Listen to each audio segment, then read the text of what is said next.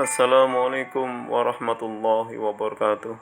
Perkenalkan, nama saya Agus Salim, calon guru penggerak angkatan 7 dari SMA Negeri 1 Ketanggungan, Brebes.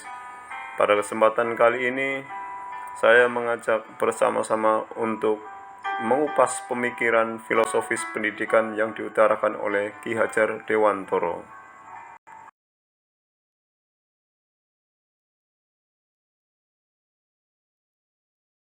Belum mempelajari pemikiran filosofis pendidikan yang diutarakan oleh Ki Hajar Dewantoro lebih jauh lagi, ada baiknya marilah kita mengenal lebih dekat siapakah beliau Ki Hajar Dewantoro. Raden Mas Suwardi Suryaningrat atau yang kita kenal sebagai Ki Hajar Dewantoro adalah pahlawan pendidikan yang sangat berjasa dalam meletakkan landasan pendidikan bangsa Indonesia. Karena kecintaan dan kepeduliannya terhadap nasib pendidikan rakyat Indonesia, maka pada tanggal 3 Juli tahun 1922, beliau mendirikan sekolah yang diberi nama Perguruan Taman Siswa. Melalui Taman Siswa inilah Ki Hajar Dewantoro berupaya menumbuhkan kesadaran rakyat Indonesia akan pentingnya pendidikan dan penanaman rasa nasionalisme agar mencintai bangsa dan tanah air, serta berjuang untuk mencapai kemerdekaan Indonesia.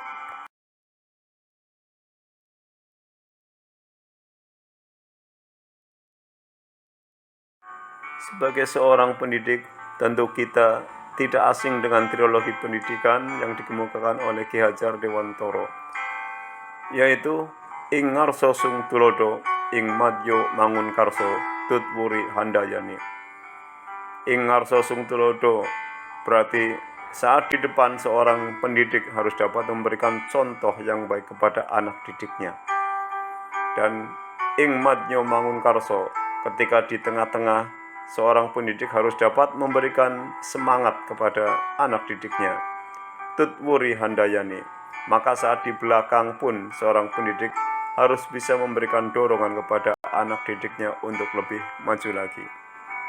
Trilogi pendidikan yang berisi suri toladan, dorongan, dan semangat dari pendidik akan menjadikan peserta didik menjadi lebih percaya diri untuk bereksplorasi. Mereka akan lebih terbuka dan akan lebih merdeka untuk berpikir serta melangkah dalam meraih cita-cita mereka untuk kehidupan mereka yang lebih baik lagi.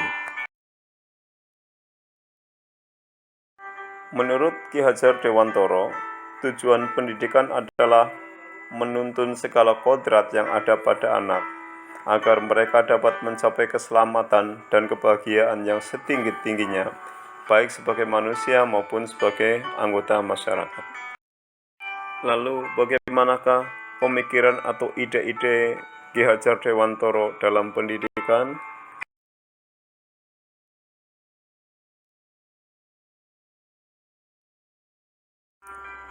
Gagasan-gagasan penting yang dikemukakan oleh Ki Hajar Dewantoro terkait dengan pendidikan adalah antara lain yang pertama, intisari kebudayaan adalah pendidikan.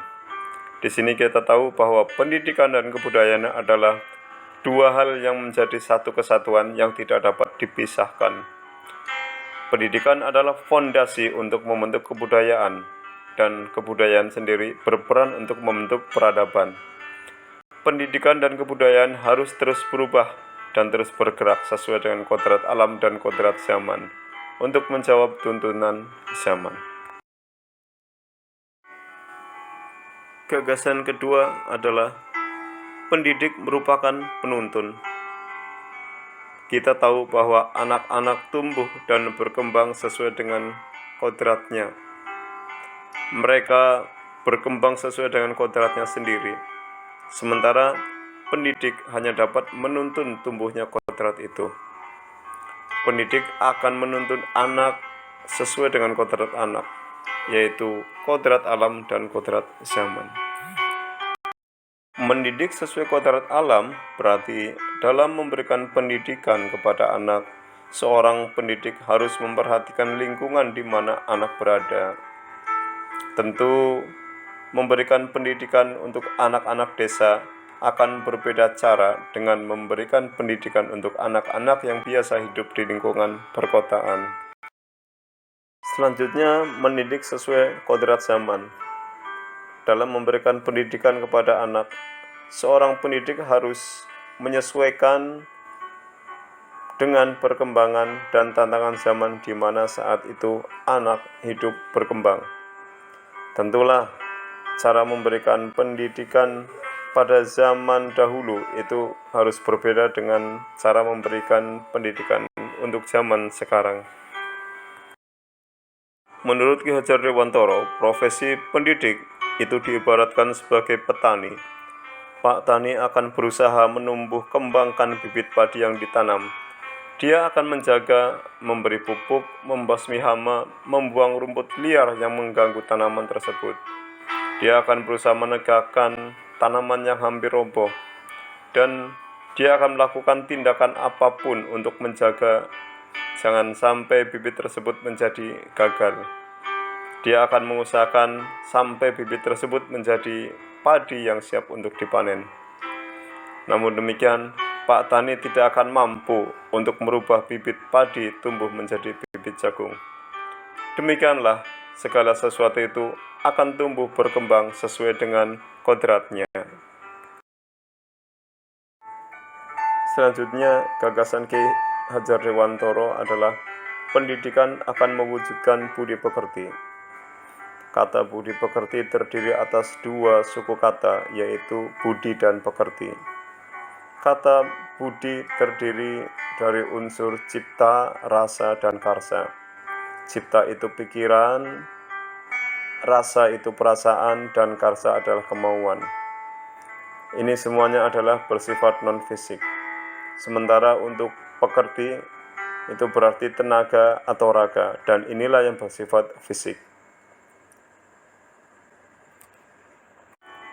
Dalam memberikan pendidikan, seorang pendidik harus dapat melakukan secara holistik dan seimbang, sehingga akan terjadi kesempurnaan budi pekerti. Dari kesempurnaan budi pekerti itulah nanti yang akan membawa pada kebijaksanaan.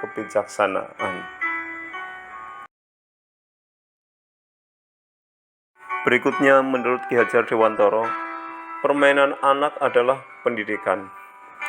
Mengapa permainan anak dianggap sebagai sebuah pendidikan? Alasannya adalah karena permainan anak akan dapat mendatangkan kegembiraan. Permainan anak memerlukan keaktifan panca indera.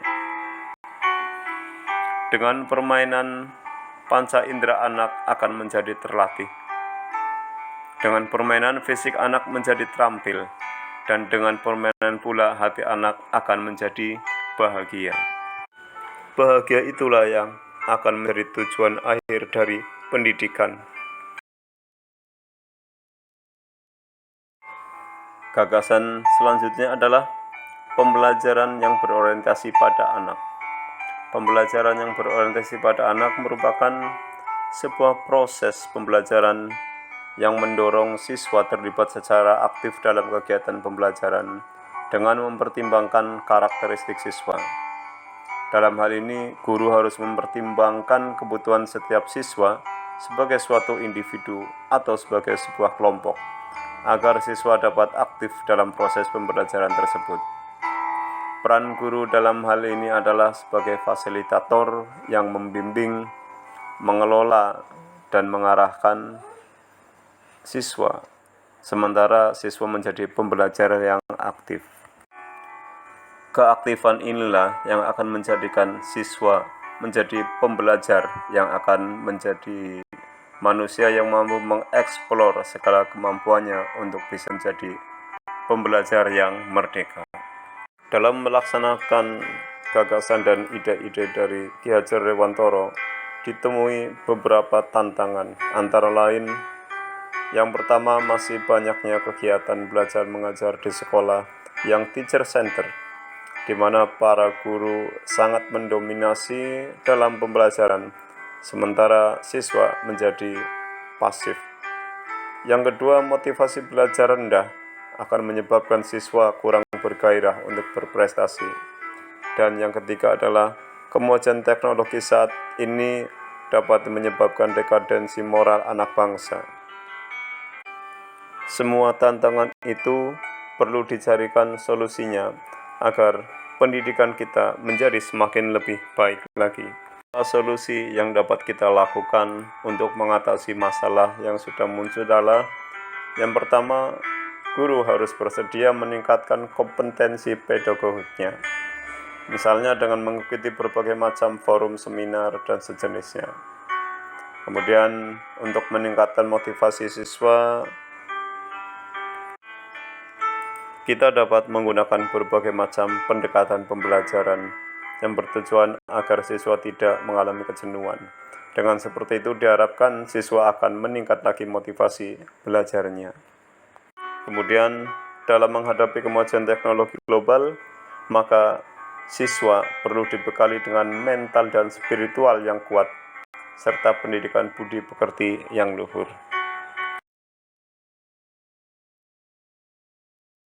Demikianlah beberapa pemikiran filosofis pendidikan yang dikemukakan oleh Ki Hajar Dewantoro. Terima kasih atas segala perhatiannya, mudah-mudahan bermanfaat. Wassalamualaikum warahmatullahi wabarakatuh.